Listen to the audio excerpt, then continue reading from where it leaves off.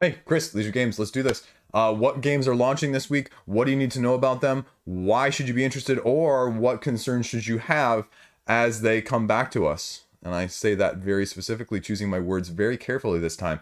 Let's check out the roundup from yesterday. A couple of sleeper hits there at the end of that video. Some small indie games that should definitely be on your radar. If they weren't, please check out that video. And we'll just kind of go and see what this video does and what's going out there. I'm going to try and do a bunch of reviews for next week, so have that on your radar of games that are just of interest and a little bit of everything else. So take that for what you will. That's all I got. Preamble over. Let's get right into it today.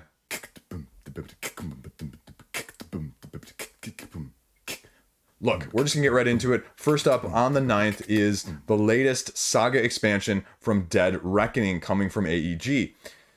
John DeClaire, Ian O'Toole art, getting more of this. There's a lot of FOMO this one, just as another big game with Foundations of Rome, literally speaking with Foundations of Rome, figuratively and literally speaking with Dead Reckoning here, as the content that came with this is just absolutely massive, along with the playtime. That's probably the biggest dichotomy between this and Foundations of Rome, where that's more of a lighter, almost filler-esque civ building game. This is more of a heavier 2 to 3 hour pirate shipbuilding RPG, sailing the seas, and more in the line of, not exactly obviously 4X style things, but more reminiscent of that than the other.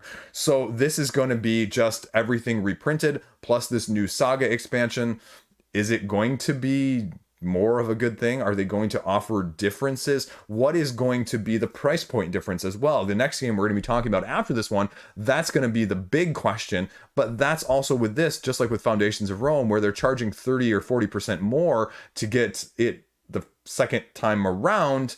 You're also now getting it the second time around, and are you going to pay an arm and a leg more? Because if I want to pay an arm and a leg more, well, I'd buy it on the secondary market, right?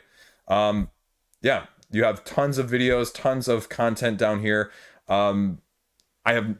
I love the idea of this game. I don't know if the practicality of this game, especially when you're talking anywhere between like a 2-3+ hour game that's doing cool things, and that you're upgrading your ship and upgrading your pirates and using the card combo system from Edge of Darkness and Mystic Vale, is really something that I would be able to get played. I mean, I'd try, but this is one where I feel like it's a try before you buy. It's a try before, I'm going to commit $200 to $300 for this, because that's probably what this is going to cost you in the end. The new expansion is called Letters of Marquis. So they announced it just under a month ago. And I guess I was right. It is really a 4X strategy game. So I wasn't just making that up. So it was just, about $1 million previously. And I guess I wonder, what is the funding going to look like? Because Foundations of Rome, I would dare say, is underperforming, but that's because of the bundle. Are they going to give us the option to pick and choose? Can you get the base game and just get the third saga? Is that going to make sense? Can you incorporate just the third saga? Is the third saga really for people who have incorporated the first two? Is it going to be pick and choose and able to play all of them? I don't really know. And it's going to give you more information. They're saying it's going to include 2 distinct but interconnected sets of expansion content: Flags of the World, non-saga based content, empire boards, resources, ship upgrades, explorers. And the second is the new saga, which, just like the previous ones, encounters, mysteries, and content to be discovered while you're playing through it. So another campaign game, in case you don't have enough of those, right? 1 is too many, and 10 is not enough, right? That's the quote that I think of every time I talk about campaign games. I'm talking about myself there, obviously not anyone else about that. But this is launching on the 9th. We'll see where it goes. Next up, we're having Amygdala being a relaunch here. You can see the counter coming down. Now, the interesting thing about this is it's actually relaunching on the 8th, and we're going to see what Game Brewer has done different. The main thing you can see just on the page right now, with the very, very tiny amount of information that's on there, is they've gone away from the, I was going to say crystal, but they've gone away from the acrylic tiles. And so the price point, I'm assuming, is going to be significantly less. You can see here that they're going with just thick cardboard with spot UV and hollow foil. It raised, nearly 29,000 euros, but it was still 10,000 euros short of its funding goal. It probably would have funded if they kept it going the whole time, but they decided to cancel it. So what other changes are we going to see? Because it was a spicy meatball in terms of price, right? The deluxe version was $100. 89 euros. That's a ton of money, right? When I'm looking at this abstract style game as a $30 to $40, probably $40 nowadays at retail. I mean, that's 2.5 times the price. Like, I'm all for deluxifications, but that's a massive jump up. So there's not a whole lot else on this page. The abstract nature of things, the actions and the connected systems that you're going to be using in this in order to score points, it was a little bit difficult to tell with on the page the first time around. So if you were like me, you really had to watch the John Gets Games video, because the reading the rulebook did not really impress me that much. Now they've added some illustrations, they've added some more pictures and some diagrams, so that you don't need to have as much of that necessarily. We'll skip down to it here. This right here that you can kind of run through in terms of the different resources and emotions that you're going to be collecting and doing sort of a set collection abstract style gathering to score points at the end of the game. I'm not going to go into much more of the mechanisms based on that, but you really need to give it a look-see. And if it's more in the line of the $50, $60 price point with more exclusives, because that was the other issue, only the deluxifications were the exclusives, I was still very, very interested in this game last time. I just couldn't swallow a $100 price point, which can buy me 3 or 4 of the GIP series for the same price, right? And like I said, there's really no information on this page. It shows you the Kickstarter exclusive edition. It talks about them being over 250 special tiles, and that's it. So we'll see on launch day what else they've got in surprise in store for us. But I mean, I'm going to watch it, but I want to be enticed. I want this game, but we'll see when it launches.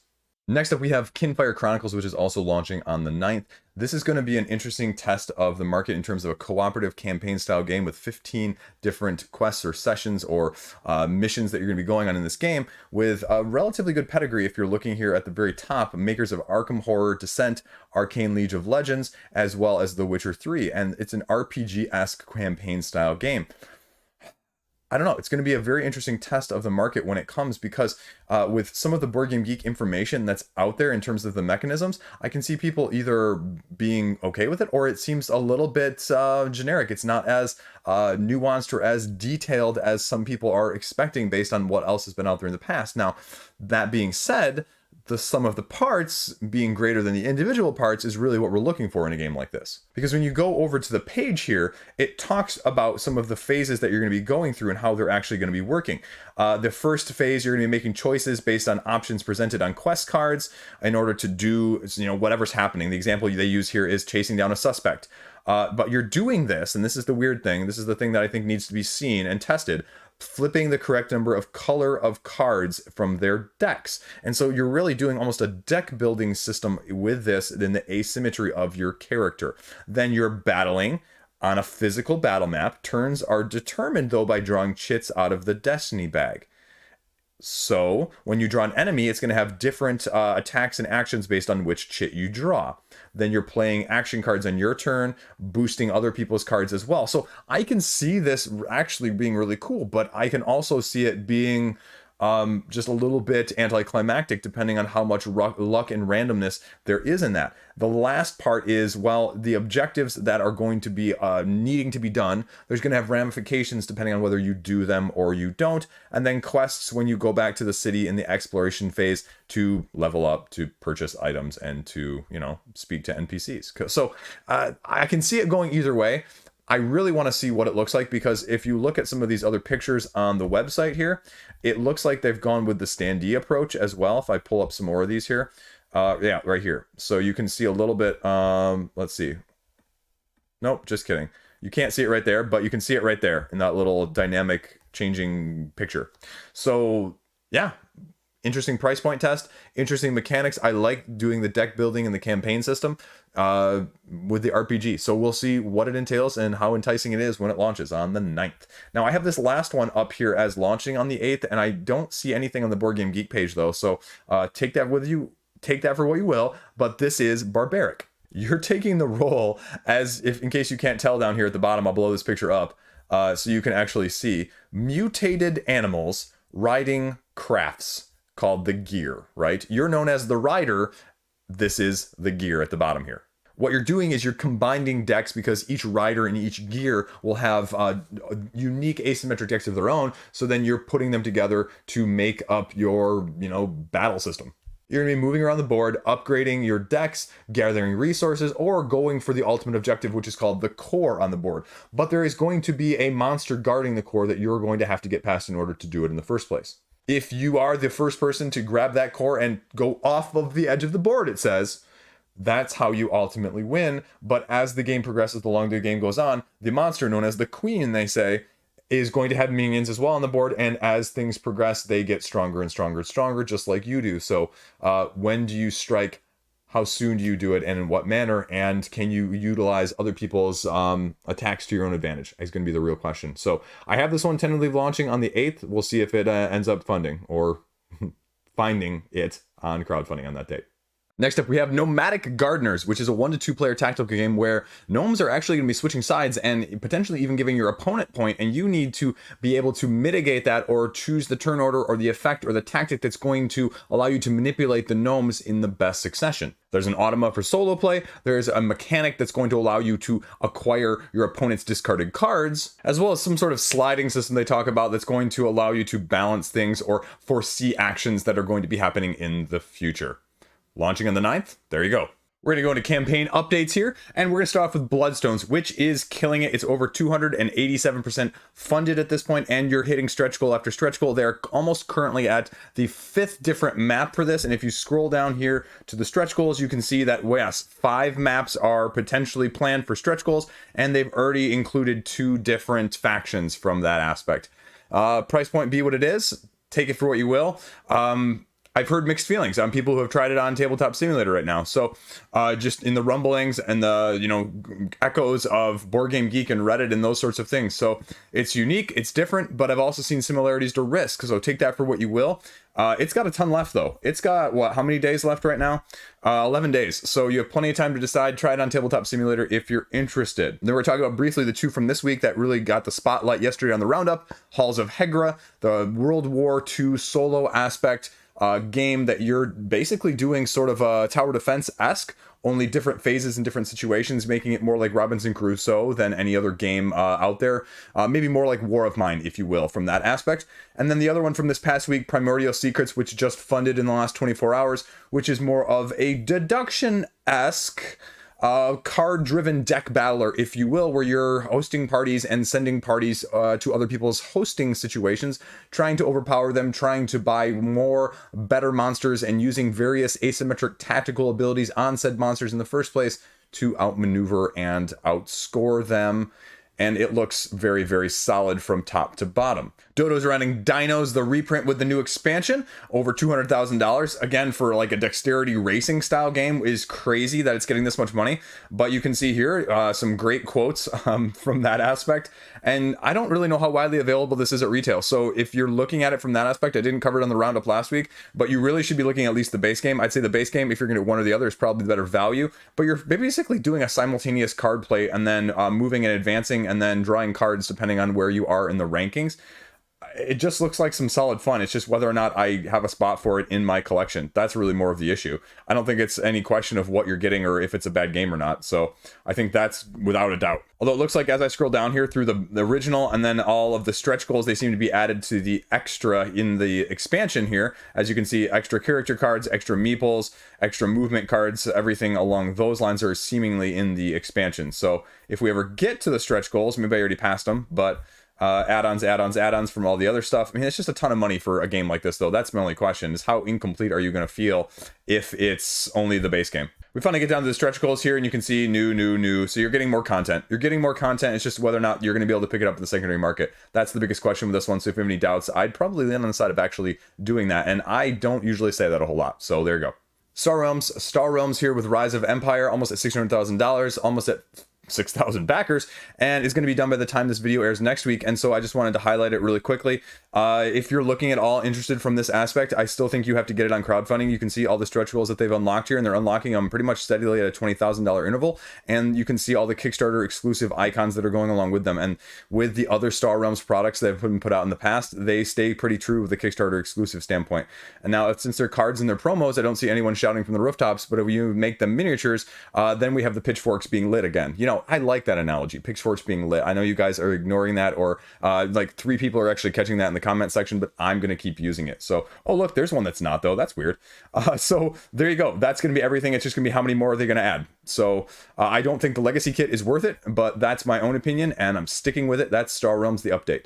Moonrakers is almost $1 million ahead of that, and it's got 8 days left, so it'll still be out around the time that this video airs next week. But what do you need to know? They're adding just foils. They're adding foils with all the updates. You're getting more foils of regular base game cards, and it's an expensive card deck builder, you know? A couple people, you guys in the comment section said, you know what, this is comparative. This is similar to Foundations of Rome, or Burn Cycle, or whatever Euthia out there right now. And I'm not going to disagree with that. I mean, it's the same thing. It's the same concept, just with cards instead of miniatures. It's two sides of the same coin, period. Say what you will. And so if, you know, you're going to comment on one, you're going to comment on both. And I'm equally discriminating, like, value-wise, if you want to look at other cooperative or competitive deck builders out there, yeah, there's much better value. But this is doing something differently mechanically. So how much do you weigh that? Just like Foundations of Rome, how much do you weigh a good polyomino game versus a polyomino game with miniatures? To each their own. But I'm still not going to stop calling out these things for being overpriced for what they are across the board. That's okay if you like it still. It can be overpriced and you can still like it and want to get it. Period. Those two things are not mutually exclusive, as much as nowadays we want to make it an either or. But that's where things are at right now with Moonrakers. And again, going to put these last two on your radar if you have forgotten about them, or if you are one of those people that has not looked back and seen what else is been going on. And, you know, it's the hotness hype that is continually cycling through things. And that's Shoes Tactics. Shoes Tactics, the solo deck builder with a few other modes, $6. You can get it right now. Stretch goals, it's only got 4 days left. If I wasn't such a non-solo person, I would be heavily looking at this one, because I think this one is probably the most innovative and the most different than any of the ones that have launched in the past month. And I say that as someone who backed Aquamarine and is currently backing Sunshine City. And this has got $16,000. So this one has 7 days. So it will be actually also done by the time this video airs. It's going to be about 8 or so hours before this video airs. It's going to finish, but I'm backing at the $12 level. I could probably be backing at the $5 level and save myself $7, but I'm going with the Infinite Generator, even though the 5 city maps or whatever their stretch goals have unlocked are probably going to be more than whatever I need. So for all 101, oh shoot, I guess I need to cancel my pledge now. I have 100 friends and we're going to all play at the same time, and it's going to be 101 of us, and it says only I can play to 1 to 100. So I guess I better cancel it. No, just screwing you. It's like the Lego comment last week. No one commented on that either. But, you know, I throw these things in here just to see how many of you guys actually are paying attention or make it to this part of the video as well. So anyway, check this one out as well. It's really good. $12. Boom. There you go. Those are the updates. That's the campaigns. Everything else in between. You notice I skipped over the over-unders this week. I don't know. How do you guys feel about that, since I didn't do over-unders? Do you care about that? Do you miss that? Do you want me to continue doing that? I don't know. I mean, it's just one of those things I thought was always sort of a glib, see how good I can predict things. But, you know what? I just thought I'd skip it this week and see how things felt. Like I said, I'm trying to get a few of these other things filmed. Marvel United. I just got a few plays of a few review games that I got in today. And I'm just trying to get a little bit of just stuff ahead filmed, so I'm not like filming on a day-to-day basis, because that gets really old and annoying and tiresome. So it's nice to get ahead once in a while. So I'm trying to do that as well. And maybe someday I'll be getting the clicks. Anyway, that's all I got. Thanks for watching, though. That's the thing that matters the most. You know, I was looking at a couple other channels today. I'm just trying to do consistent and get people to hopefully tune in. Okay, that's all I got. See you around. Stay classy. Have a good day.